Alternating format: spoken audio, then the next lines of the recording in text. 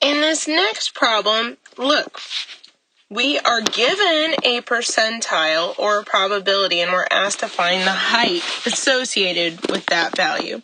So we'd start out by drawing our normal curve. We already have a mean of 69.2 inches, and we have a standard deviation, according to the problem, of 2.9 inches.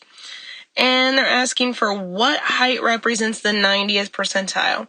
Well, we have to remind ourselves, what does a 90th percentile even mean? It means that 90% of the data is below you. What does that even mean?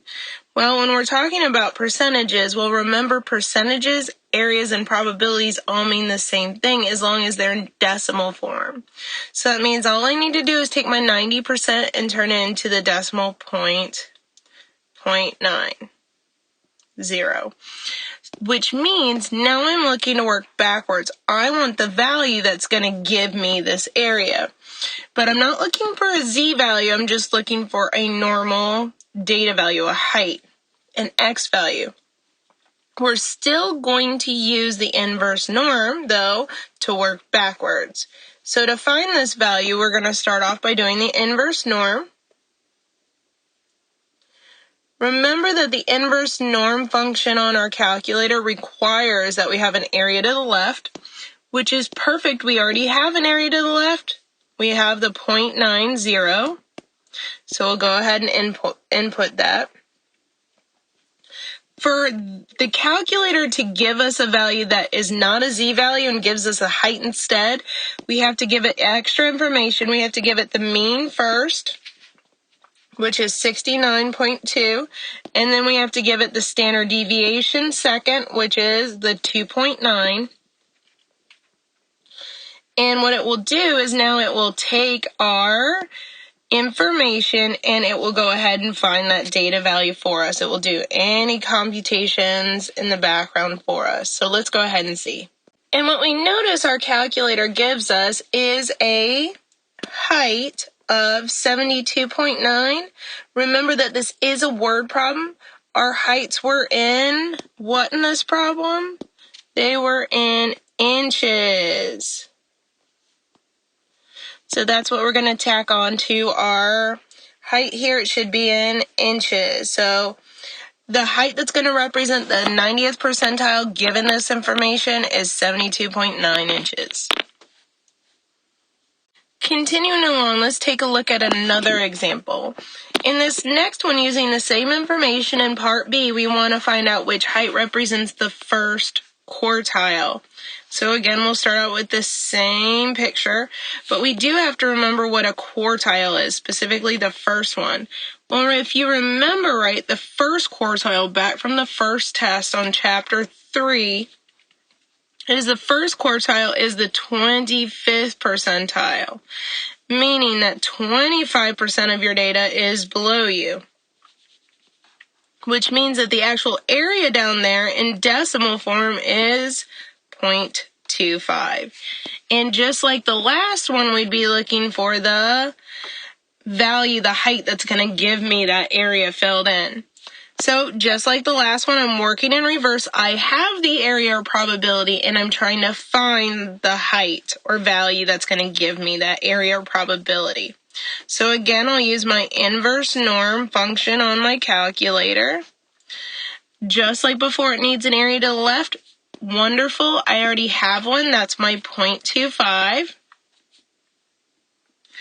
comma. Let's see, what comes next is my mean, which is my 69.2.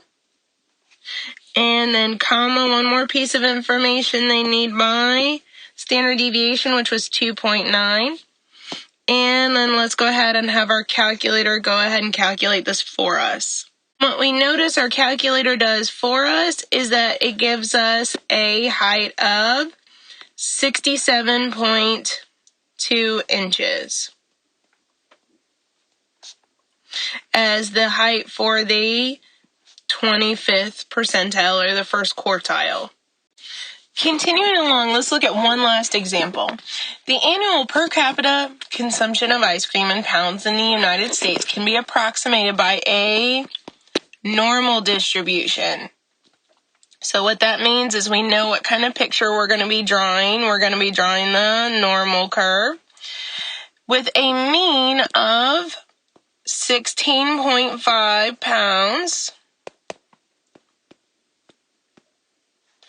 and a standard deviation of, standard deviation of 2.5 pounds. And they want to ask, what is the smallest annual per capita consumption of ice cream that can be in the, be careful, very close wording, the top 25%.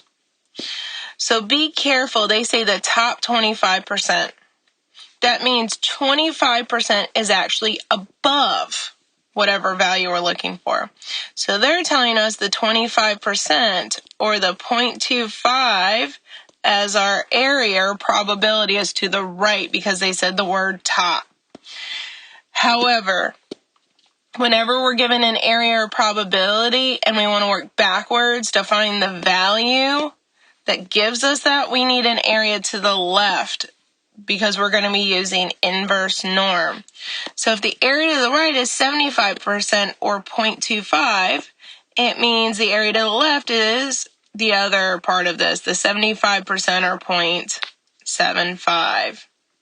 Because remember, they're complements or opposites that have to add up to 1.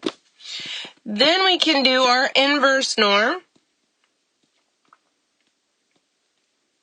of, well, again, we needed that area to the left. Well, the area to the left was the 0.75, so let's go ahead and plug that in. Our 0.75 comes first, comma, then we need our mean. Well, our mean on this one was 16.5, comma, last part we need our standard deviation, which was 2.5, and let's see what we end up with. Let's have our calculator do the heavy lifting and figure this out for us. So using our calculator, we get the following. And notice what this means is that if we're rounding this out, it means that we have 18.2. The question is 18.2 what? This was talking about how much ice cream we're going to end up with in pounds. So if you want to be in the top 25% of ice cream consumption, then you are going to be consuming 18.2 pounds of ice cream per year. That's a lot of ice cream. So I can go ahead and fill that into my final sentence, that to be in the top 25%, you need to be eating 18.2 pounds of ice cream per year.